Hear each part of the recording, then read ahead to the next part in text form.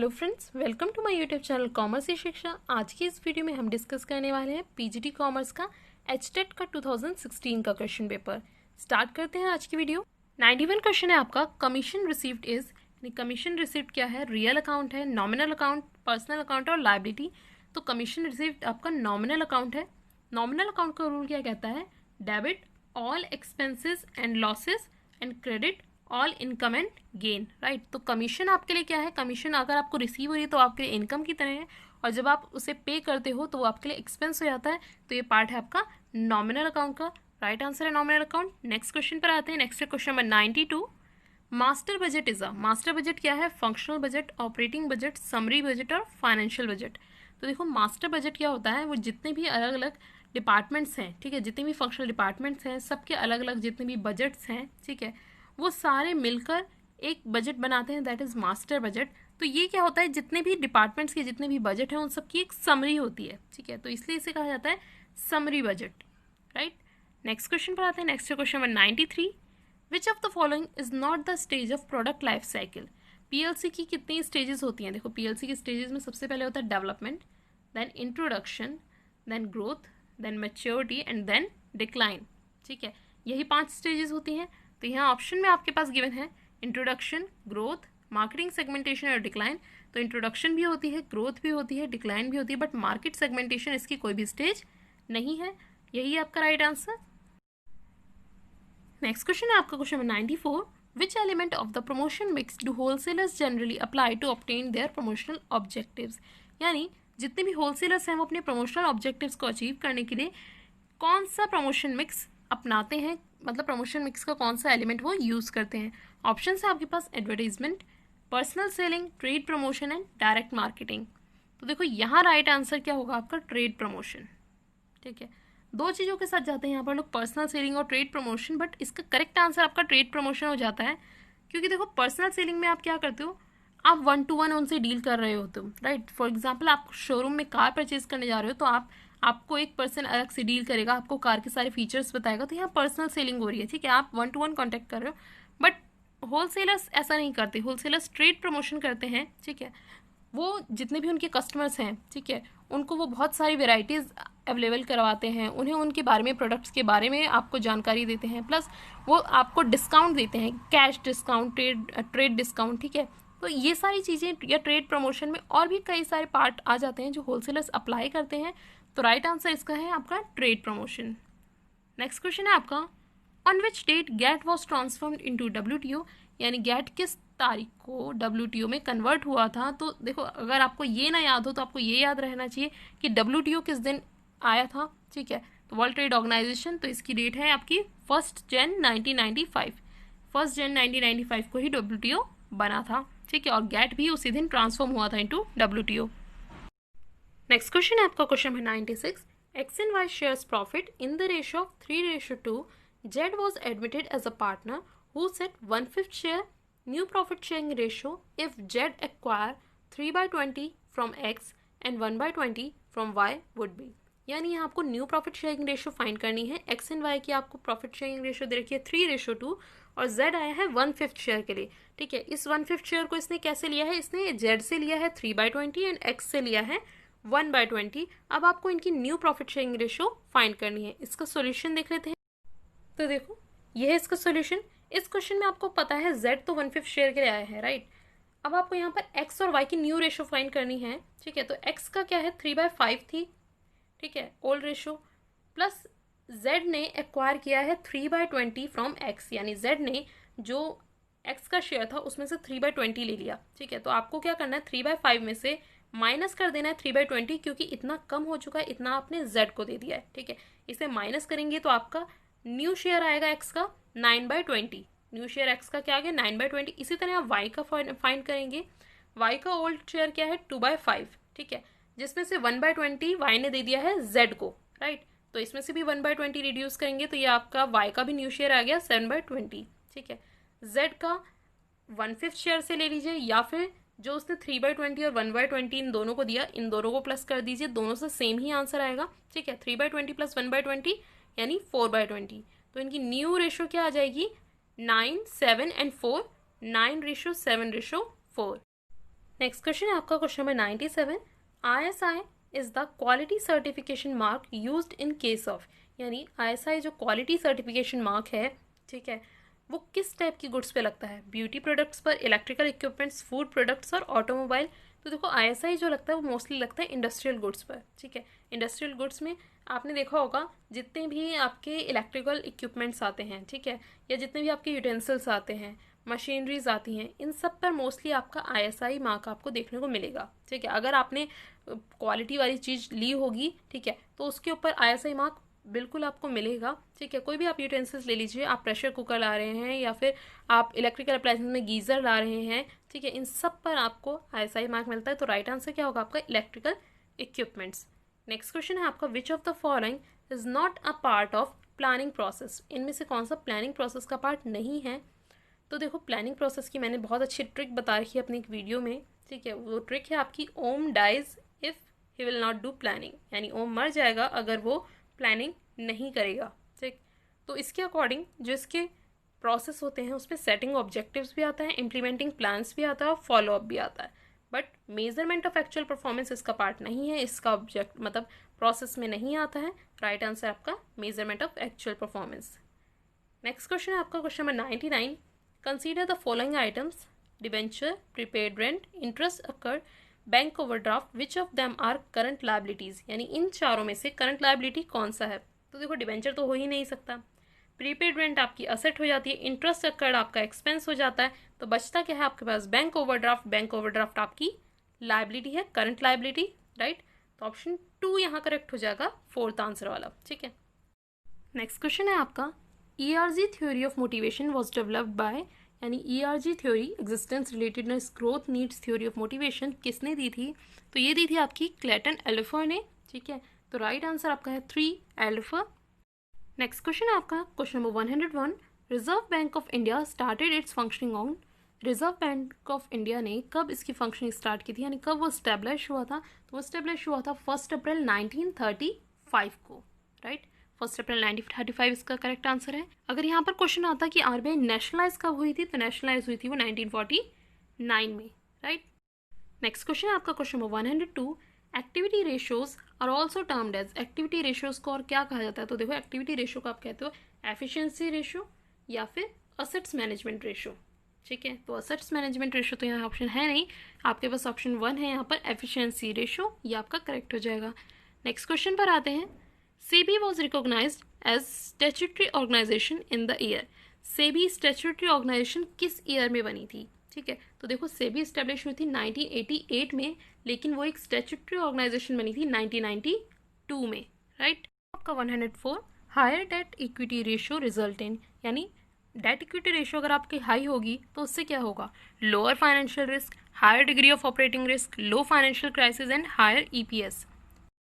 देखो high debt equity ratio का मतलब क्या होता है कि आपने फंड्स ज़्यादा से ज़्यादा डेट की फॉर्म में ले रखे हैं।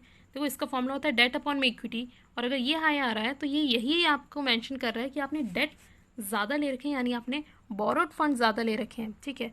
तो यहाँ पर ये कहा जा सकता है कि आपके पास अगर कंपनी के पास डेट ज़्यादा होंगे एज़ कम्पेयर टू इक्विटी, तो कंपनी के पास रिस्क भी ज़्यादा होगा, ठीक है, हाई रिस्क होगा कंपनी के पास, राइट। तो यहाँ पर जो ऑप्शन आपका करेक्ट होगा वो होगा option 2, high degree of operating risk, ठीक है। नेक्स्ट क्वेश्चन आपका question number 105। Shares can be forfeited, share आप कब फॉरफिट कर सकते हो? तो देखो यहाँ पर 2 कंडीशंस होती हैं जब आप शेयर फॉरफिट कर सकते हो।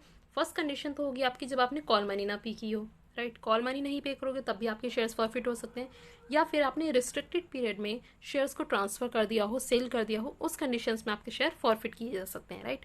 तो आपके पास जो ऑप्शन है यहाँ पर फर्स्ट ही आपका करेक्ट है, for non payment of call money, call money ना पे की हो तो आपके शेयर्स फॉरफिट किए जा सकते हैं, राइट। नेक्स्ट क्वेश्चन है आपका question number 106। If opening capital is ₹60,000, opening capital आपको दे रखी है 60,000 की, ड्राइंग दे रखी है 5,000 की, कैपिटल इंट्रोड्यूस हुई है 10,000 की, और क्लोजिंग कैपिटल है आपके पास 90,000 की, और आपसे यहाँ वैल्यू पूछी जा रही है प्रॉफिट की, ठीक है। तो इसका मैं आपको सोल्यूशन दिखाती हूँ।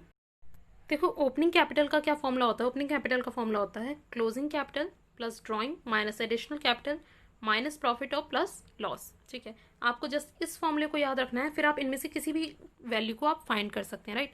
तो ओपनिंग कैपिटल आपके पास 60,000 गिवन थी, क्लोजिंग कैपिटल 90,000, और ड्राइंग आपके पास 5,000 थी, एडिशनल कैपिटल 10,000, और प्रॉफिट आपको फाइंड करना था। ठीक है, तो इस फॉर्मूले में पुट करके आप प्रॉफिट की वैल्यू निकाल देंगे 25,000। ठीक है, तो ये फॉर्मूला इंपॉर्टेंट है, इनमें से कोई सी भी टर्म निकालनी हो इसी फॉर्मूले से आप निकाल सकते हैं। नेक्स्ट है आपका question number 107, dash are the obligations और debts that an enterprise has to pay at some time in the future, and इनमें से कौन सा आपके लिए डेट है जिसे आपको फ्यूचर में पे करना ही होता है। ठीक है, तो ऑप्शन है आपके पास डिबेंचर्स, लायबिलिटीज, कैपिटल और शेयर। ठीक है, तो देखो कैपिटल तो होगा ही नहीं, ना ही शेयर। डिबेंचर और लायबिलिटीज में से भी आपका राइट आंसर क्या होगा, लायबिलिटी, क्योंकि डिबेंचर लायबिलिटी का ही पार्ट है, लायबिलिटी ही आपके लिए डेट होता है जो आपको एक टाइम बाद पे करना होता है। राइट आंसर आपका लायबिलिटी। आपका question number 108, a non profit organisation does not prepare, यानी नॉन प्रॉफिट ऑर्गेनाइजेशन इनमें से क्या नहीं बनाती, income and expenditure account, receipt and payment account, profit and loss account and balance sheet. तो देखो प्रॉफिट एंड लॉस अकाउंट ही है जो एनपीओ नहीं बनाती है, क्योंकि उनका मोटिव प्रॉफिट होता ही नहीं है, तो प्रॉफिट एंड लॉस वो कैलकुलेट भी नहीं करते। राइट, तो यहाँ पर वो सरप्लस और डेफिसिट कैलकुलेट करते हैं, but profit and loss calculate नहीं करते। राइट आंसर आपका थर्ड। नेक्स्ट क्वेश्चन है आपका 109, public enterprise is defined as, public enterprise क्या होती है। देखो पब्लिक एंटरप्राइज वो होती है जो मतलब जिसमें आप अगर या तो गवर्नमेंट या स्टेट गवर्नमेंट या दोनों मिलकर उसे मैनेज कर रहे होते हैं। राइट, और अगर वो प्राइवेट एंटरप्राइज भी उसके साथ है तो गवर्नमेंट का शेयर उसमें 51% से ज़्यादा होगा। राइट, प्लस उसमें जो इन्वेस्टमेंट होगी वो कौन करेगी, पब्लिक करेगी। राइट, तो यहाँ पर ऑप्शन देख लेते हैं। ऑप्शन 1 है आपका an organisation run by joint effort of centre and state government. तो देखो ये ऑप्शन नहीं होगा, क्योंकि यहाँ पर इन्होंने सिर्फ एक ही चीज़ को मेंशन किया है कि वो सेंटर और स्टेट गवर्नमेंट दोनों मिलकर चला रहे हैं, लेकिन ऐसा नहीं है, सेंट्रल गवर्नमेंट भी सेपरेटली चला सकती है और स्टेट गवर्नमेंट भी। ठीक है, नेक्स्ट है an organisation which cater to the need relating to public utilities, ये भी नहीं होगा। राइट आंसर होगा आपका third, an organisation in which capital is invested by public, जिसमें कैपिटल इन्वेस्ट किसके द्वारा की जाती है, पब्लिक के द्वारा। राइट, नेक्स्ट क्वेश्चन है आपका if the share of ₹10 on which ₹8 is called up and 6 is paid up is forfeited, यानी 10 रुपये का एक शेयर था जिसपे अभी तक 8 रुपये ही मंगाए गए हैं और 6 रुपये उस पर्सन ने उस पर पे कर दिए जिन्हें आपने फॉरफिट कर लिया। ठीक है, तो आपसे पूछा गया कि शेयर कैपिटल में कितना अमाउंट डेबिट होगा। ठीक है, तो देखो शेयर कैपिटल में जो फॉरफिचर की एंट्री होती है, ठीक है, तो शेयर कैपिटल में यही अमाउंट जाता है, share capital account debit to share forfeiture. ठीक है, यही एंट्री होती है। राइट, तो शेयर कैपिटल में जितना आपने कॉल किया है अमाउंट उतना ही जाता है, यानी अगर आपने 8 रुपये कॉल किया है, शेयर की वैल्यू 10 रुपीज़ है, लेकिन अभी तक आपने 8 रुपये ही कॉल किया और उसी के बाद आपने फॉरफिट कर लिया, तो शेयर कैपिटल में भी आप 8 रुपीज़ से ही डेबिट करेंगे। राइट, तो राइट आंसर आपका ऑप्शन 4। नेक्स्ट क्वेश्चन है आपका, नेक्स्ट है question 111, which business unit generate substantial cash surpluses due to low industrial growth rate and high market share, यानी कौन सी बिजनेस यूनिट जनरेट करती है substantial cash surplus due to low industrial growth rate, यानी industrial growth rate आपकी low है and high market share है। ठीक है, तो ये देखो ये आपका बीसीजी मैट्रिक्स का क्वेश्चन है। राइट, तो इसका राइट आंसर है आपका कैश काउ। इसका एक्सप्लेनेशन मैं आपकी नेक्स्ट वीडियो में लेकर आऊंगी जिसमें मैं बीसीजी मार्केट को ही अच्छे से एक्सप्लेन करूंगी। नेक्स्ट क्वेश्चन है आपका which of the following will not affect the fund flow statement, यानी इनमें से कौन सा ऑप्शन फंड फ्लो स्टेटमेंट को अफेक्ट नहीं करेगा। फर्स्ट है आपका purchase of personal computer, sale of machinery, redemption of debenture at premium, depreciation provided on plant and machinery. तो देखिए फंड फ्लो स्टेटमेंट को इनमें से क्या इफेक्ट नहीं करेगा, इसके लिए ऑप्शन 1 आपका करेक्ट होगा। बिजनेस एंटिटी कॉन्सेप्ट कहता है कि बिजनेस अलग है और एंटिटी यानी उसका ओनर अलग है, तो यहाँ पर आप पर्सनल कंप्यूटर परचेज कर रहे हो तो उसका बिजनेस पर कोई इफेक्ट नहीं पड़ेगा, यानी फंड फ्लो स्टेटमेंट पर कोई इफेक्ट नहीं पड़ेगा।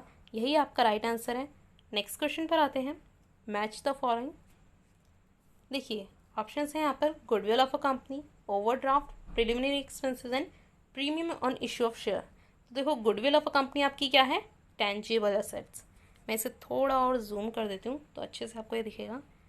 गुडविल ऑफ अ कंपनी है आपकी इंटेंजिबल एसेट्स, ओवरड्राफ्ट है आपकी करंट लायबिलिटी, प्रिलिमिनरी एक्सपेंसेस होते हैं आपके fictitious assets. Right, preliminary expenses जो आप बिजनेस स्टार्ट करने से पहले जो एक्सपेंस करते हैं ये आपकी फिक्टिशियस एसेट्स होती है। Premium on issue of share reserve and surplus में की हेडिंग में आते हैं। राइट, तो यही आपकी करेक्ट मैचिंग है। तो यहाँ पर ए का ऑप्शन है 2, बी का है 1, तो फर्स्ट ऑप्शन यहाँ आपका करेक्ट होगा, ए का 2, बी का 1, सी का 4 एंड डी का 3। राइट, नेक्स्ट क्वेश्चन आपका question number 114, controlling function of an organisation is. Controlling का जो फंक्शन है वो कैसा है, फॉरवर्ड लुकिंग है, बैकवर्ड लुकिंग है, backward as well as forward looking है, neither forward looking nor backward looking, ये आपको बताना है। तो देखो कंट्रोलिंग में आप क्या करते हो, बेसिकली आप जो आपने स्टैंडर्ड सेट किए हैं प्लानिंग में, ठीक है, उन्हें आप एक्चुअल परफॉर्मेंस से मेज़र करते हो कि जो हमने प्लानिंग में स्टैंडर्ड सेट किए हैं वर्क उनके अकॉर्डिंग हो रहा है या नहीं हो रहा है, ठीक है। तो कंट्रोलिंग बेसिकली बहुत ज़्यादा इम्पॉर्टेंट है, ठीक है। आपने प्लानिंग कर लिया, ऑर्गेनाइजिंग कर लिया, स्टाफिंग कर लिया, डायरेक्टिंग कर लिया, सब कर लिया, बट अगर आपने कंट्रोलिंग नहीं किया तो सारी चीज़ें आपकी वेस्ट हो जाती हैं, ठीक है। क्योंकि यही है जो एक्चुअल वर्क को, ग्राउंड लेवल पे जो वर्क होता है उसे एनालाइज करता है, ठीक है। तो बेसिकली देखो ये बैकवर्ड लुकिंग फंक्शन तो डेफिनेटली है, ठीक है, बैकवर्ड लुकिंग है क्योंकि ये सारे ओवरऑल वर्क को एनालाइज कर रहा है, एक्चुअल परफॉर्मेंस को मेजर कर रहा है स्टैंडर्ड्स के साथ, तो बैकवर्ड लुकिंग तो है ही। फॉरवर्ड लुकिंग कैसे है, ये सारे जो भी आपने प्लान सेट किए थे स्टार्टिंग में, ये उन सभी प्लान को एनालाइज करता है, उसके अकॉर्डिंग जो वर्क हमने किया, जो स्टैंडर्ड्स हमने डिसाइड किए उन्हें एनालाइज करता है, और ये आपको बताता है कि फ्यूचर में जब आप दोबारा प्लानिंग करेंगे, ठीक है, फ्यूचर में जब आप दोबारा प्लानिंग करेंगे तो आपको इन इन कमियों को ध्यान में रखना है या इन इन चीज़ों को ध्यान में रखना है, राइट। इट मीन्स आने वाली प्लानिंग यानी नेक्स्ट ईयर आप जो प्लानिंग करेंगे उसके लिए बेस आपको कौन तैयार करके देता है, कंट्रोलिंग। कंट्रोलिंग आपको बताता है कि आपको क्या क्या चेंजेस लाने हैं, राइट। तो यहाँ पर ये क्या कर रहा है, ये फॉरवर्ड लुकिंग भी है, ये आगे भी देख रहा है, आने वाले ईयर के लिए भी देख रहा है। तो राइट आंसर आपका ये है that controlling is a forward as well as backward looking function, right. Next question पर आते हैं। नेक्स्ट है आपका question number 115, debtors are ₹80,000, debtors आपके 80,000 के हैं, बैड डेट 2,000 का है, provision for bad debt 4,000, it is desired to maintain a provision for bad debt of ₹1,000। अब आप ये चाहते हैं कि आप यहाँ पर जो प्रोविजन फॉर बैड डेट है इसे आप ₹1,000 तक का ही कर दें, ठीक है। तो आपको बताना है कितना अमाउंट डेबिट या क्रेडिट किया जाएगा प्रॉफिट एंड लॉस अकाउंट में। तो देखो डेटर आपके थे 80,000 की, राइट, जिन्हें आपको पैसे देने थे, ठीक, उसमें से ₹2,000 आपके डूब गए, बैड डेट हो गए। प्रोविजन फॉर बैड डेट में आपने ₹4,000 मेंटेन रखे थे, यानी डेटर्स की रिकवरी के लिए ही आप प्रोविज़न फॉर बैड डेट बनाते हैं, राइट, कि अगर किसी ने पेमेंट नहीं की तो उसके लिए हमारे पास एक तैयार प्रोविज़न होना चाहिए, ठीक है, जो उस लॉस को रिकवर कर सके। तो यहाँ पर अब क्या हुआ कि 2,000 के बैड डेट थे, यानी ₹2,000 आपके पास नहीं आए, इसे रिकवर आप किससे करेंगे, प्रोविज़न से। तो प्रोविज़न आपके पास था 4,000 का, राइट, तो 4,000 में से 2,000 आपने यूज़ कर लिए क्योंकि ये आपके बैड डेट थे, ठीक है। यानी आप provision for bad date account में कितने रुपीज़ बचे, 2,000, जिसमें से आप ये चाहते हैं कि अब उसे सिर्फ और सिर्फ ₹1,000 कर दिया जाए, ठीक है। अब आप चाहते हैं उसमें से ₹1,000 कर दिए। तो ये जो प्रोविज़न आपने बनाया था, प्रोविज़न फॉर बैड डेट, इसका अमाउंट आपने लिया कहाँ से था, ये आपने लिया तो प्रॉफिट एंड लॉस से ही था। तो अब आप चाहते हो अगर इसे ₹1,000 में कन्वर्ट करना, तो आप जितने बचे हुए ₹1,000 हैं उन्हें भी आप क्या करोगे, उन्हें आप ट्रांसफ़र कर दोगे प्रॉफिट एंड लॉस अकाउंट में, वापस दे दोगे। जो आपने पहले प्रॉफिट एंड लॉस से लिए थे ₹2,000 प्रोविज़न फॉर बैड डेट के लिए, वो आप उन्हें रिटर्न कर देंगे। रिटर्न करने का मतलब है कि आप प्रॉफिट एंड लॉस में इंक्रीज कर देंगे ₹1,000, यानी प्रॉफिट एंड लॉस में इंक्रीज हो गए अगर आपके ₹1,000, तो आपको क्या करना है, क्रेडिट करना है, ₹1,000 आपके क्रेडिट हो जाएंगे, राइट। नेक्स्ट क्वेश्चन पर आते हैं। आपका 116, dash days grace are added in terms of the bills to calculate the date of maturity, यानी कितने दिन का ग्रेस पीरियड चाहिए होता है जब भी आप मैच्योरिटी डेट कैलकुलेट करते हैं बिल्स ऑफ एक्सचेंज की, तो 3 डेज़ का ग्रेस पीरियड आपको दिया जाता है। यानी जो भी आपकी डेट थी, ठीक है, यानी जहाँ पर वो बिल का कंप्लीट होना था टाइमिंग, ठीक है, उसके बाद आप 3 डेज़ एक्स्ट्रा देते हो, ग्रेस पीरियड के तौर पर एक्स्ट्रा देते हो उसकी मैच्योरिटी डेट के लिए, उसकी पेमेंट के लिए, राइट। नेक्स्ट क्वेश्चन आपका question number 117, the goal of financial management is to, यानी फाइनेंशियल मैनेजमेंट का मेन गोल क्या होता है। तो देखो फाइनेंशियल मैनेजमेंट का मेन गोल होता है कि वो फर्म की वैल्यू को बढ़ाए, ठीक है, वो फर्म की वैल्यू को बढ़ाए। और फर्म की वैल्यू कैसे बढ़ती है, जब आपके शेयर्स की वैल्यू मार्केट में बढ़ती है, ठीक है। फर्म की वैल्यू कब बढ़ेगी, जब आपके शेयर्स की वैल्यू मार्केट में बढ़ेगी। उसी से पता लगता है कि एक फर्म कैसे वर्क कर रही है, कितना ज़्यादा उसकी ग्रोथ हो रही है। तो अगर आपके शेयर्स की वैल्यू इंक्रीज होगी तो आपके फर्म की वैल्यू भी इंक्रीज होगी। तो शेयर्स किससे रिलेट करते हैं, शेयर होल्डर से। तो मेन एम इनका क्या होता है, फाइनेंशियल मैनेजमेंट का मेन गोल क्या होता है आपका, मैक्सिमाइज करना शेयर होल्डर्स की वेल्थ को, यानी शेयर होल्डर्स की वेल्थ को मैक्सिमाइज करना ही मेन गोल है, ठीक है। तो ऑप्शन है आपके पास, maximise the wealth of preference share holder, maximise the wealth of debenture holder, maximise the wealth of equity share holder and maximise the profit of equity share holder, ठीक है। तो देखो वैसे तो आप शेयर होल्डर के ऑप्शन पर टिक करेंगे, बट अब यहाँ पर इन्होंने दोनों ही ऑप्शंस दे दिए, maximise the wealth of shareholder, preference share holder और इक्विटी शेयर होल्डर। तो यहाँ पर आप किसको प्रेफरेंस देंगे? इक्विटी शेयर होल्डर को, क्योंकि इक्विटी शेयर होल्डर को रियल ओनर्स कहा जाता है, जो एक्चुअल में कंट्रोल भी करते हैं, क्योंकि वोटिंग पावर भी इन्हीं के पास होती है, राइट। तो इक्विटी शेयर होल्डर्स के साथ आप जाएंगे, यहाँ पर थर्ड ऑप्शन आपका करेक्ट होगा। नेक्स्ट क्वेश्चन है आपका, on admission of a new partner increase in the value of assets is debited to. यानी देखो, जब भी न्यू पार्टनर आता है तो रिवैल्यूएशन अकाउंट आपको बनाना होता है, आप सारे एसेट्स को रिवैल्यू करते हो, और अगर आपकी एसेट्स की वैल्यू ज़्यादा आती है, ठीक है, जब भी आपकी एसेट्स की वैल्यू ज़्यादा आती है तो आप क्या एंट्री करते हो? Assets and liabilities account debit to profit and loss adjustment account, right. तो यहाँ पर आपने डेबिट किसे किया? असेट्स को, ठीक है। तो ऑप्शन आपका यहाँ करेक्ट हो जाएगा असेट्स अकाउंट। यहीं अगर आपकी असेट्स की वैल्यू डिक्रीज हो जाती तो आप profit and loss adjustment account को सेलेक्ट करते, राइट। तो इंक्रीज हुई है तो असेट्स अकाउंट आपका राइट आंसर होगा। नेक्स्ट क्वेश्चन पर आते हैं, question number 119। Dash is the process of entering in the ledger the information given in the journal. यानी जनरल से आपको लेजर में जो इन्फॉर्मेशन ट्रांसफर करनी होती है उस प्रोसेस को क्या कहते हैं? तो देखो, जनरल से आप जब भी लेजर में डालते हो इन्फॉर्मेशन को तो उसे आप कहते हो लेजर पोस्टिंग, ठीक है। लेजर पोस्टिंग इसे कहा जाता है। तो राइट आंसर आपका ऑप्शन थर्ड है, that is posting. Next question आपका question number 120। Grouping activities on the basis of product line is a part of. यानी जब आप एक्टिविटीज़ को ग्रुप करते हो on the basis of product line, ठीक है, तो प्रोडक्ट लाइन में आप किस तरह से करते हो? फॉर एग्जाम्पल, एक कंपनी है, उसके 4 प्रोडक्ट्स हैं, ठीक है, वो सोप भी बनाती है, शैम्पू भी बनाती है और क्रीम्स भी बनाती है, ठीक है, और आप ऑयल मान लीजिए, ठीक है। तो आपके पास सोप है, शैम्पू है, क्रीम है और ऑयल है, तो अलग अलग आपके पास प्रोडक्ट हैं। तो अब आपने क्या किया? एक्टिविटीज़ को अलग अलग प्रोडक्ट लाइन के बेसिस पर, यानी सोप है तो सोप की अलग प्रोडक्ट लाइन है, उसकी अलग एक्टिविटीज़ हैं, ठीक है। यानी यहाँ पर सेल्स डिपार्टमेंट अलग होगा, प्रोडक्शन डिपार्टमेंट अलग होगा, मार्केटिंग डिपार्टमेंट अलग होगा। इसी तरह शैम्पू में भी सेल डिपार्टमेंट अलग होगा, प्रोडक्शन डिपार्टमेंट अलग होगा, मार्केटिंग डिपार्टमेंट अलग होगा। हर एक में आपने प्रोडक्ट के अकॉर्डिंग एक्टिविटीज़ डिस्ट्रीब्यूट कर दी, राइट। तो ये होता है आपका, जब आप ग्रुप करते हो एक्टिविटीज प्रोडक्ट लाइन के बेसिस पे, इसे आप कहते हो प्रोडक्ट डिपार्टमेंटलाइजेशन, ठीक है, प्रोडक्ट डिपार्टमेंटलाइजेशन। या फिर अगर ऑप्शन होता है आपके पास डिविजनल ऑर्गेनाइजेशन, ठीक है, तो उस पर भी आप टिक कर सकते थे। तो राइट आंसर यहाँ पर आपका प्रोडक्ट डिपार्टमेंटलाइजेशन। नेक्स्ट क्वेश्चन पर आते हैं, which of the following statement is true. इनमें से कौन सी स्टेटमेंट आपकी ट्रू है? A bill of exchange is drawn by the payee, a bill of exchange is drawn by the creditor, a bill of exchange is drawn by all cash transactions, a bill payable on demand is called time bill, ठीक है। तो देखो, bills of exchange generally कौन draw करता है? Creditors draw करते हैं अपने डेटर्स के ऊपर, ठीक है। क्रेडिटर्स जो आपको उधार सामान दे रहे हैं वो अपने डेटर के ऊपर बिल ऑफ एक्सचेंज ड्रॉ करते हैं, राइट। तो राइट आंसर आपका option 2, a bill of exchange is drawn by the creditors. Next question आपका question number 122, which of the following errors will be rectified through suspense account. यानी इनमें से कौन सा एरर रेक्टिफाई किया जाता है सस्पेंस अकाउंट के द्वारा? तो देखो, सस्पेंस अकाउंट आप कब क्रिएट करते हो?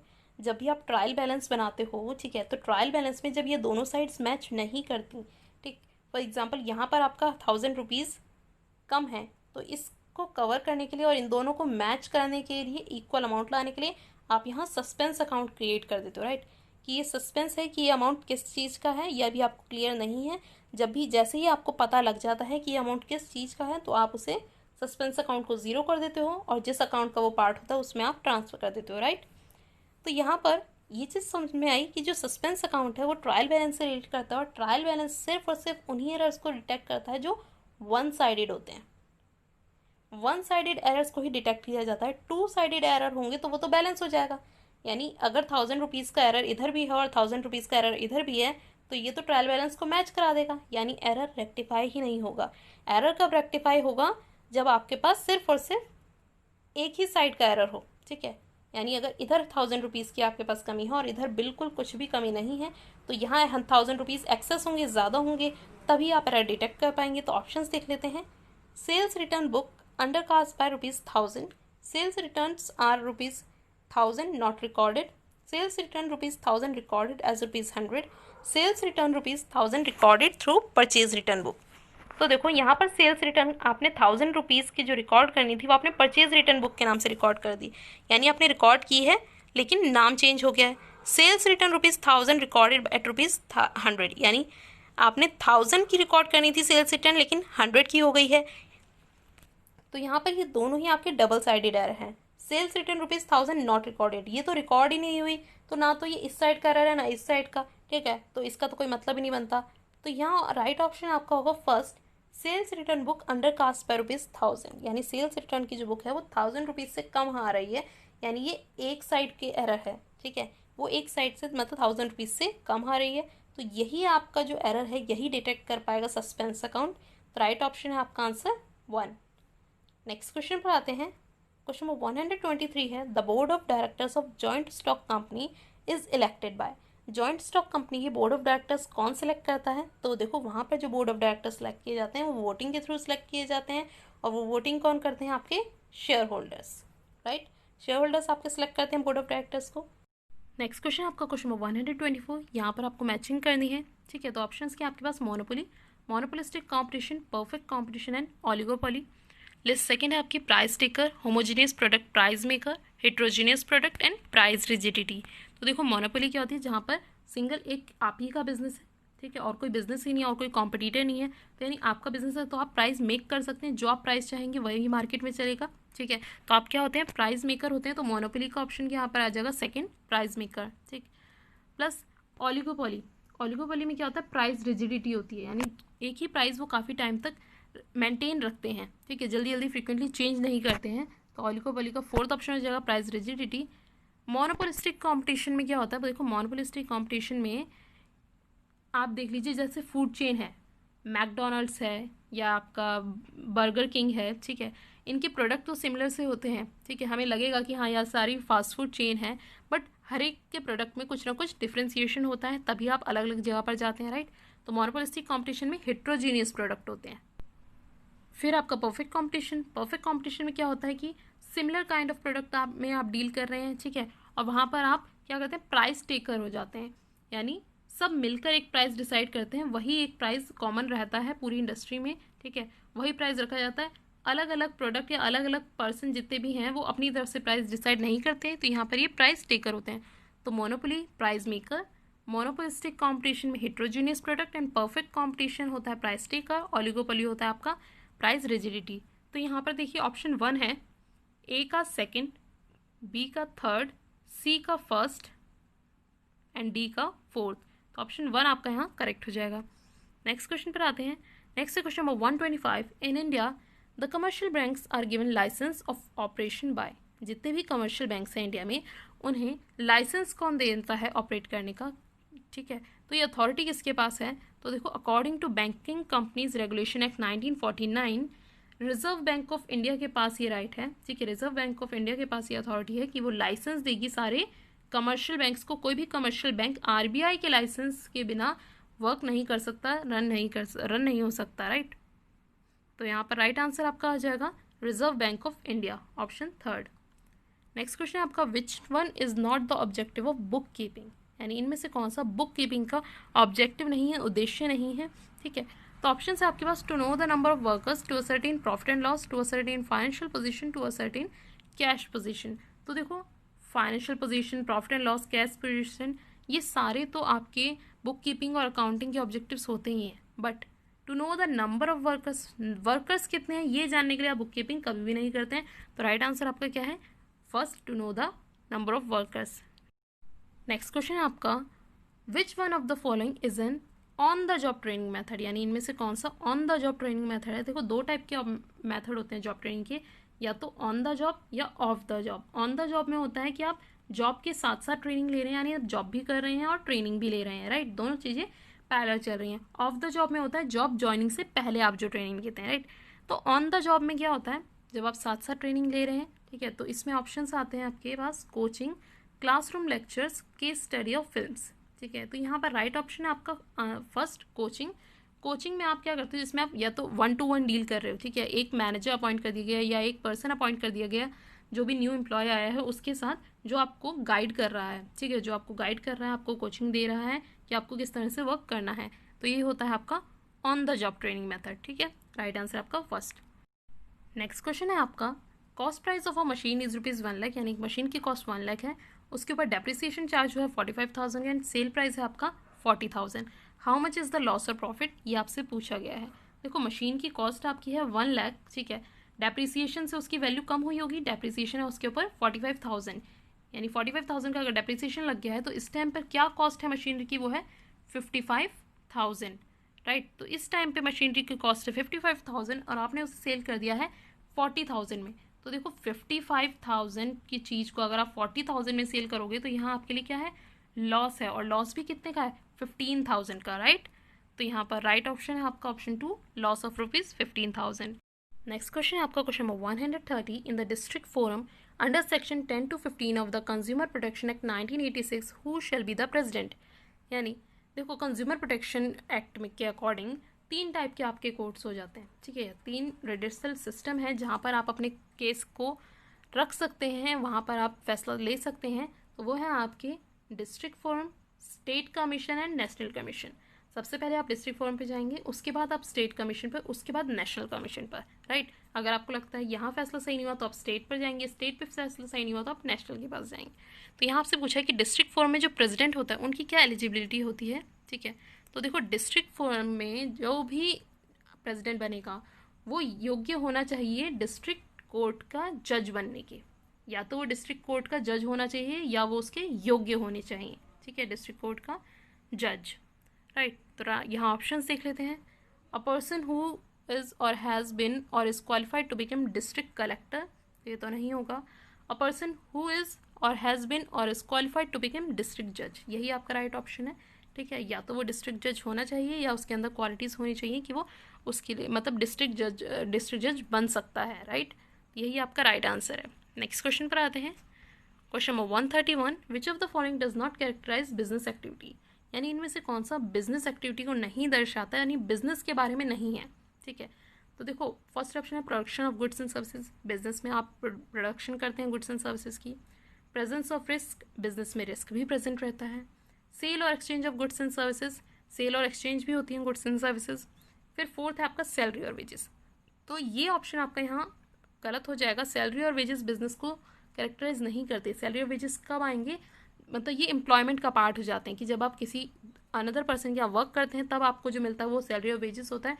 तो ये बिजनेस एक्टिविटी का पार्ट नहीं है, तो राइट आंसर है आपका ऑप्शन 4। नेक्स्ट क्वेश्चन है आपका क्वेश्चन 132।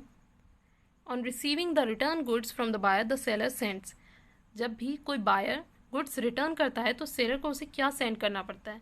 देखो बायर था, ठीक है, और सेलर था। जब भी मतलब जब कुछ चीज़ परचेज की जाती है तो सेलर के पास कुछ ना कुछ अमाउंट आता है, राइट। बायर ने कुछ प्रोडक्ट परचेज किया आपसे तो सेलर के पास कुछ अमाउंट आया होगा। अब बायर ने क्या किया, वो गुड्स आपको रिटर्न कर दी, ठीक है। अब रिटर्न कर दी तो यानी ये अमाउंट तो लेकिन सेलर के पास ही है, ठीक है। तो सेलर यहाँ से क्या करेगा, यहाँ से वो आपको एक क्रेडिट नोट भेजेगा, ठीक है। क्रेडिट नोट ये बताएगा आपको कि आपका जो भी अमाउंट था, जो आपने गुड्स रिटर्न किया उनका जो अमाउंट है वो आपके अकाउंट में क्रेडिट है, ठीक है। बस इसी चीज़ को दर्शाता है आपका क्रेडिट नोट कि आपका जो अमाउंट है जो मेरे पास है वो क्रेडिट है आपके अकाउंट में, क्रेडिट कर दिया गया आपके अकाउंट में, राइट। यानी आपका पैसा मेरे पास अभी भी सिक्योर है, ये आपका क्रेडिट नोट दर्शाता है। नेक्स्ट है आपका question number 133। When preparing a bank reconciliation statement if you start with an overdraft as per passbook the cheque deposited but not yet cleared are, यानी आपने बैंक रिकंसिलिएशन स्टेटमेंट बनाना शुरू किया है passbook के ओवरड्राफ्ट बैलेंस से, ठीक है। अब यहाँ पर जो पहली ट्रांजेक्शन है वो क्या है, चेक आपने डिपॉजिट कर दिया, यानी चेक आपने डिपॉजिट कर दिया तो आपने अपनी तरफ से कैश बुक को क्या कर दिया होगा, इंक्रीज कर दिया होगा, right. But not yet cleared, लेकिन वो अभी तक क्लियर नहीं हुआ है, ठीक है, वो अभी तक क्लियर नहीं हुआ है, यानी आपकी पासबुक में इंक्रीज ही नहीं हुआ है। पासबुक में अगर इंक्रीज नहीं हुआ है तो आपने ये जो इंक्रीज किया है इसे आपको क्या करना पड़ेगा, डिक्रीज करना पड़ेगा, राइट, पासबुक के बैलेंस से मैच करने के लिए, क्योंकि पासबुक तो अपनी जगह पर ही है। आपने यहाँ पर 1000 रुपीज़ से इंक्रीज कर दिया लेकिन पासबुक तो आपकी कुछ चेंज ही नहीं हुआ, तो आपको ये 1000 रुपीज़ क्या करने पड़ेंगे, डिडक्ट करने पड़ेंगे इस कैश बुक को पासबुक से मैच करने के लिए। तो राइट आंसर आपका क्या होगा, डिडक्टेड। नेक्स्ट क्वेश्चन पर आते हैं। Next question number 134। Contingency approach to leadership was given by, contingency approach to leadership किसने दिया था, ठीक है। ये एक लीडरशिप थ्योरी है, ये दी गई थी आपको फेडलर के द्वारा, ठीक है। इस थ्योरी में क्या था कंटीजेंसी अप्रोच में कि जो एक लीडर है, ठीक है, वो लीडर सिर्फ अपनी क्वालिटीज़ की वजह से लीडर नहीं बनता, प्लस जो सर्कमस्टांसेस हैं, जो सिचुएशंस हैं, अगर उसकी क्वालिटीज़ उन सिचुएशंस के अकॉर्डिंग चेंज हो रही हैं, उन सिचुएशन के अकॉर्डिंग एडजस्ट कर रही हैं, अगर वो उन सिचुएशंस को अच्छे से हैंडल कर पा रहा है, तब वो एक अच्छा लीडर बनता है। ये कहती है ये थ्योरी, राइट। मतलब सिर्फ उसकी क्वालिटीज़ नहीं होती जो उसे लीडर बनाती हैं, उन क्वालिटीज़ को वो हर सिचुएशन में किस तरह से यूज़ करता है ये बताता है कि वो कैसा लीडर है, राइट। नेक्स्ट क्वेश्चन पर आते हैं।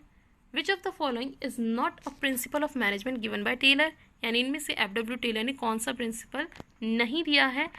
ऑप्शन है science not a rule of thumb, functional foremanship, maximum not restricted output, harmony not Discord.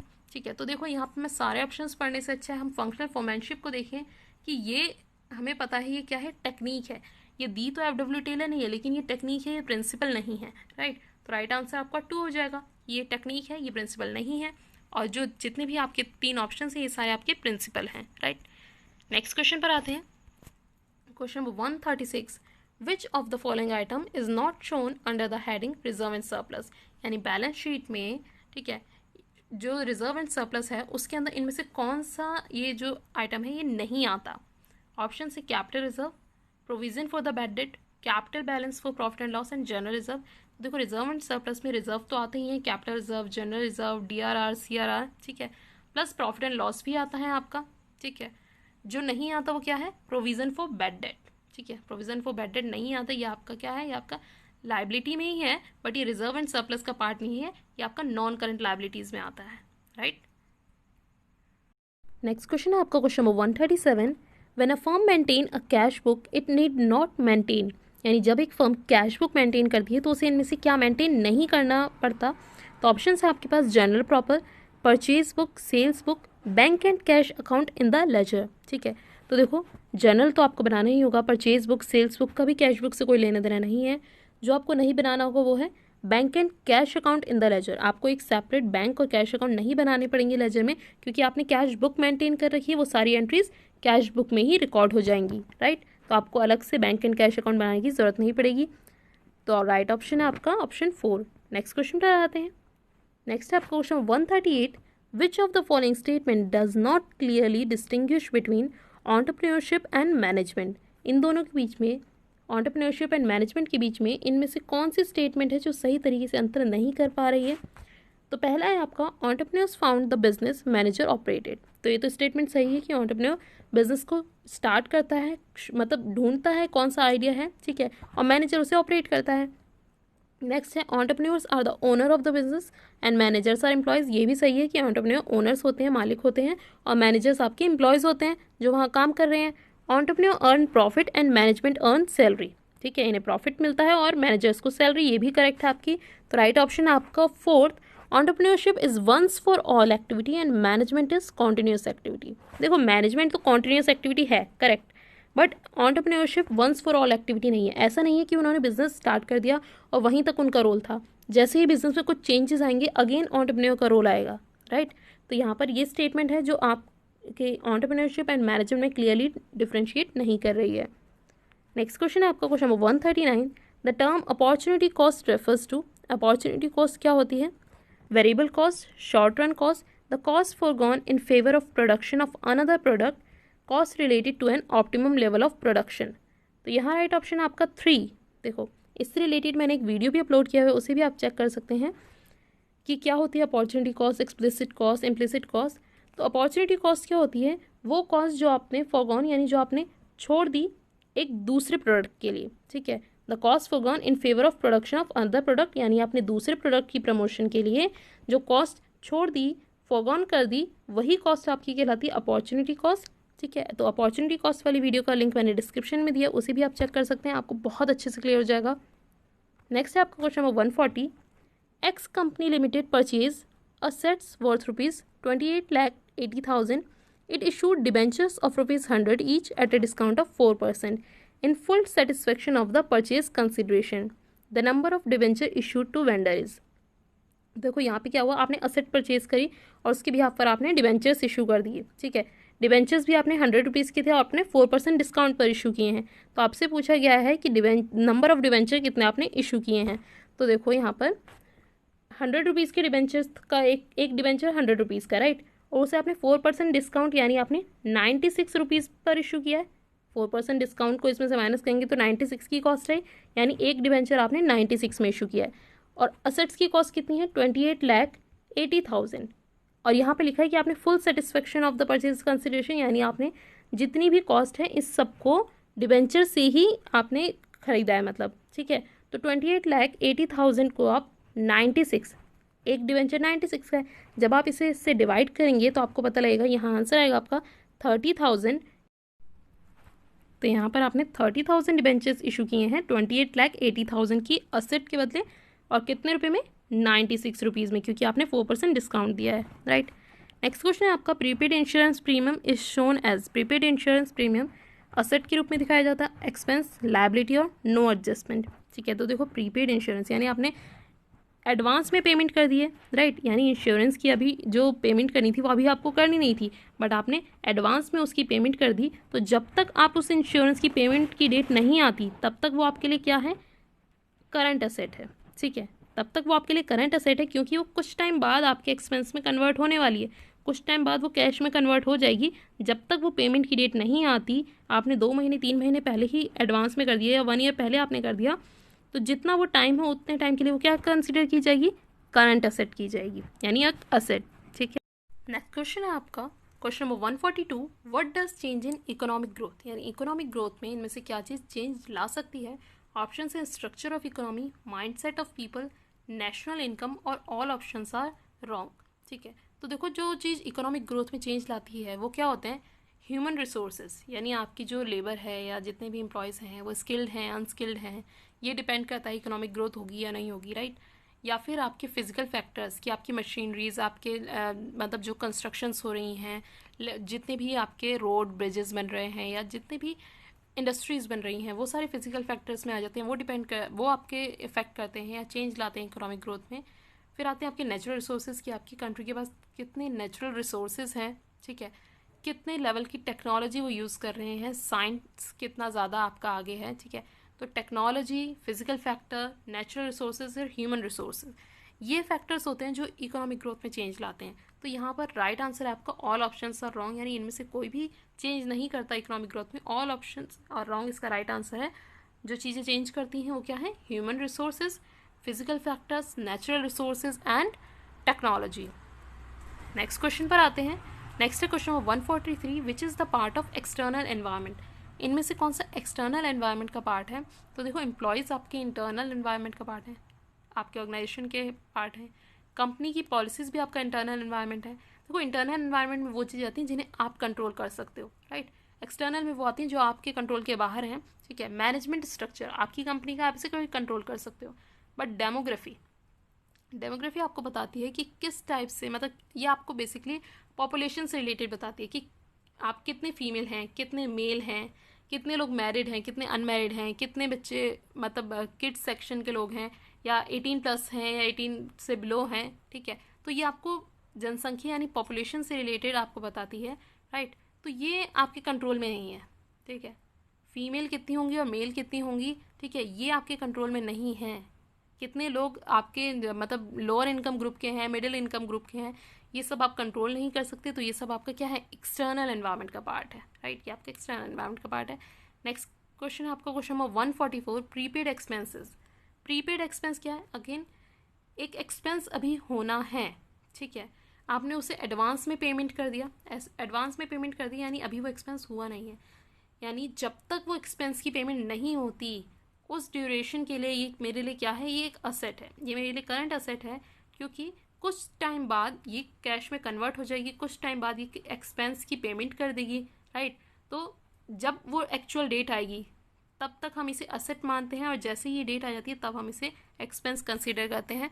तो यहाँ पर ये राइट आंसर है आपका असेट, राइट। नेक्स्ट क्वेश्चन है आपका question number 145, a complaint can be made to district forum when the value of goods and services in question along with the compensation claim does not exceed।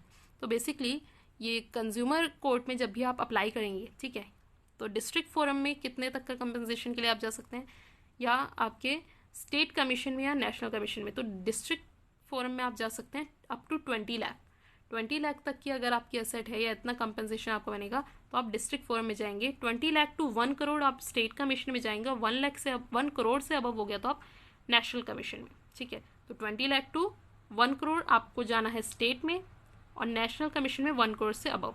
तो right answer यहाँ आपका क्या होगा, यहाँ पर आपसे पूछा है compensation claim does not exceed, इससे ज़्यादा नहीं होना चाहिए। तो राइट आंसर आपका ऑप्शन 3, 20 लाख से ज़्यादा क्लेम नहीं हो सकता किसमें, डिस्ट्रिक्ट फोरम में, राइट। नेक्स्ट क्वेश्चन है आपका question number 146, in India which of the following is prepared on the guidelines of accounting standard 3, यानी इनमें से अकाउंटिंग स्टैंडर्ड 3 कौन सा है, ये आपसे पूछा गया है। Balance sheet of a company, fund flow statement, cash flow statement and consolidated financial statement. इससे रिलेटेड मैंने एक ट्रिक वीडियो बनाई है, वो ट्रिक वीडियो इतनी अच्छी है कि अगर आपने एक बार वो वीडियो देख ली तो आपकी ये वाले क्वेश्चंस कभी गलत नहीं होंगे किसी भी एग्जाम में, ठीक है। तो देखो अकाउंटिंग स्टैंडर्ड 3 आपका कैश फ्लो स्टेटमेंट, इसकी मैंने ट्रिक वहाँ बता रखी है। देखो फनी ट्रिक्स मैंने वहाँ पर यूज़ किए हैं कि आपकी जो भी ट्रांजेक्शन, जो भी कैश का फ्लो होता है वो आपका 3 लेवल पर होता है, आप, आपकी मदर और आपके फादर, ठीक है। आप अपनी मदर के पास जाते हैं कैश लेने, मदर कहती हैं फादर से आपको परमिशन लेनी पड़ेगी, फिर जब फादर परमिशन देते हैं तब मदर आपको पैसे देती हैं और मदर से फिर पैसे आपके पास आते हैं। तो इन 3 लोगों के बीच में कैश का फ्लो होता है, एक आप, एक आपकी मदर और एक फादर, इसलिए अकाउंटिंग स्टैंडर्ड 3 है कैश फ्लो स्टेटमेंट, राइट। इसी तरह की ट्रिक्स यूज़ करके मैंने वहाँ पर अकाउंटिंग स्टैंडर्ड बताए हैं, आप उन्हें चेक कर सकते हैं, उनका लिंक मैं डिस्क्रिप्शन में दे दूँगी। नेक्स्ट क्वेश्चन है आपका question number 147, which of the following is correct, इनमें से कौन सा ऑप्शन आपका करेक्ट है। ऑपरेटिंग प्रॉफिट का बेसिकली यहाँ पे आपसे फॉर्मूला पूछा है। तो देखो ऑपरेटिंग प्रॉफिट का फॉर्मूला होता है net profit plus non operating expenses minus non operating income. तो ऑप्शन 3 आपका यहाँ करेक्ट है, operating profit is equal to net profit plus non operating expenses minus non operating income, right. Next question है आपका question number 148, in a cooperative society the principle followed is, cooperative society में कौन सा principle follow होता है। Option है आपके पास 1 share 1 vote, no vote, 1 man 1 vote and multiple vote. तो देखो कोऑपरेटिव सोसाइटी में जिसने जितनी कैपिटल लगाई है, ठीक है, वो मैटर नहीं करता, जितने उसके मेंबर्स हैं वो मैटर करता है। अगर 1000 मेंबर हैं तो 1000 मेंबर 1000 वोट देंगे, ठीक है, 1000 मेंबर 1000 वोट देंगे, यानी आपने कितनी कैपिटल लगाई है उसके बेसिस पर आपका वोट डिसाइड नहीं होगा, मेंबर के बेसिस पे वोट डिसाइड होगा। यानी यहाँ जो प्रिंसिपल अप्लाई होता है वो होता है 1 मैन 1 वोट, राइट। अगर आप 1% हैं तो आप एक ही वोट डाल सकते हैं, इट डजेंट मैटर आपने कितनी कैपिटल इन्वेस्ट की है, वो मैटर नहीं करता, राइट। नेक्स्ट क्वेश्चन है आपका question number 149, which one is not a barrier of communication, इनमें से कौन सा कम्युनिकेशन का बैरियर नहीं है। तो कम्युनिकेशन में कौन कौन से बैरियर आ सकते हैं, आपके आ सकते हैं फिजिकल बैरियर, इमोशनल बैरियर, ठीक है, technology barrier, cultural barrier, linguistic barrier, perceptual barriers, ठीक है, या फिर इसके अलावा जेंडर का बैरियर, ठीक है। तो ये सारे बैरियर्स आते हैं, बट इसमें क्या नहीं आता वो है आपका कलर डिस्क्रिमिनेशन। ये कहीं पर भी कभी कंसिडर नहीं किया गया कि कलर डिस्क्रिमिनेशन कम्युनिकेशन में बैरियर बनता है। तो ये आपका राइट आंसर है ऑप्शन 4। नेक्स्ट क्वेश्चन है आपका, at the time of retirement of partner if goodwill appear in the balance sheet, अगर गुडविल बैलेंस शीट में होती है it should be write off, ठीक है, तो उसे आप राइट ऑफ करोगे। For this capital account of all partners are, तो इसके लिए जो कैपिटल अकाउंट है सारे पार्टनर्स का वो क्या होगा, डेबिट होगा by the new profit sharing ratio, debit y equal ratio, credited bye new profit sharing ratio and debited by the old profit sharing ratio. तो देखो जब भी गुडविल होती है रिटायरमेंट के टाइम पे और उसे जब आप मतलब रिटर्न ऑफ करते हो तो ये आपके कैपिटल अकाउंट को डेबिट करती है, ठीक है, यानी जितने भी पार्टनर्स हैं उनके कैपिटल अकाउंट को डेबिट करती है। यहाँ पर आता है जो एंट्री होती है वो होती है partners capital account debit to goodwill, ठीक है, और ये डेबिट किस में करेगी, ओल्ड प्रॉफिट शेयरिंग रेशियो में, ठीक है, जो उनकी पहले की प्रॉफिट शेयरिंग रेशियो है ओल्ड प्रॉफिट शेयरिंग रेशियो, उसमें आप इसे डिस्ट्रीब्यूट करते हैं, राइट। तो राइट आंसर यहाँ पे होगा debited by the old profit sharing ratio. ये थे आपके 60 क्वेश्चन। क्या रहा आपका स्कोर मुझे कमेंट बॉक्स में ज़रूर बताइएगा, और अगर वीडियो पसंद आए तो प्लीज़ इसे लाइक कीजिए, शेयर कीजिए एंड सब्सक्राइब कीजिए मेरे चैनल को ऐसी और वीडियोस के लिए। और आपकी कोई भी एडवाइस है या आप कोई टॉपिक चाहते हैं जिसे मैं डिस्कस करूं तो वो भी आप मुझे कमेंट बॉक्स में बता सकते हैं, उसे मैं ज़रूर डिस्कस करूंगी। Thank you so much for watching the video.